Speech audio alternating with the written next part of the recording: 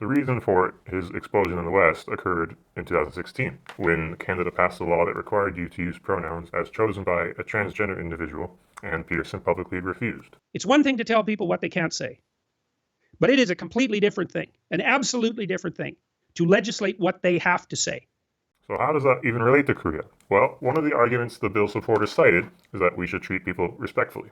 So the question of respect is actually very relevant here, where it's socially demanded based on age. This does exist in the West in a sense that you should treat the elderly well, based on the assumption that a longer life would equal more knowledge. But this logic kind of falls apart the more and more you meet fools.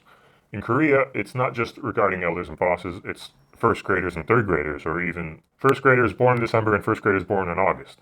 and that's for the rest of your life. Does this create a kind of social stability? You know, you said, well, human civilization progresses a lot better if we respect one another, and I actually don't believe that at all. I believe that human civilization progresses and maintains itself when we respect people who've earned respect. You don't just respect everybody randomly. Well, what the hell use is respect if you just respect people randomly?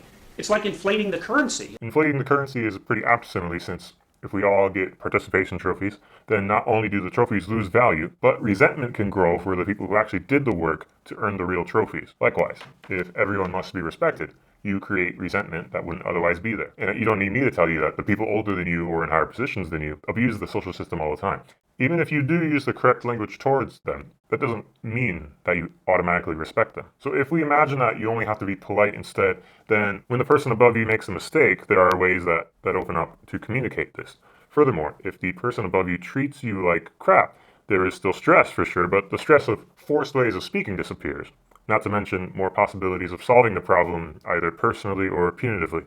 And first of all, if I'm going to interact with you casually, you can't impose a restriction on how I'm going to do that. Why would I bother even interacting with you then?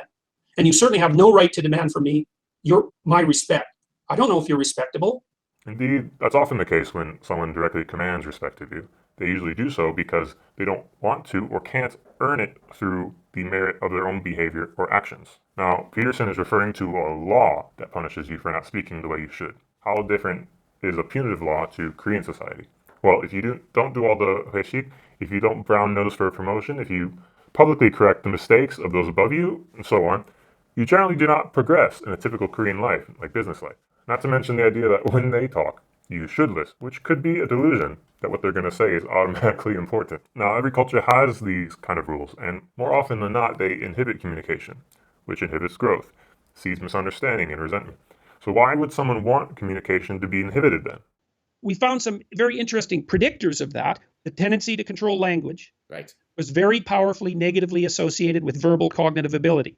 So in other words, the less you are able to articulate yourself, the more likely you are to want to control someone else's ability to articulate themselves. So how many discussions get shut down from some form of the phrase, well, don't talk back to me, I'm your elder? Well, the potential for communication, and thus development of society in general, falls apart pretty quickly. It's indeed related to what he mentioned, that human civilization gets stunted by arbitrary applications of respect. I'm sure many have already dismissed this video as another arrogant foreigner just moaning about Korean elder culture. And, that's fine. Assume now that either your mother or father argued all the same points as I just did. So in that case, are the ideas now worth consideration? If your answer changed between the two situations, then you are respecting people arbitrarily, which closes you off from actually considering ideas themselves as you encounter them in life. So at least you learned one thing in this video.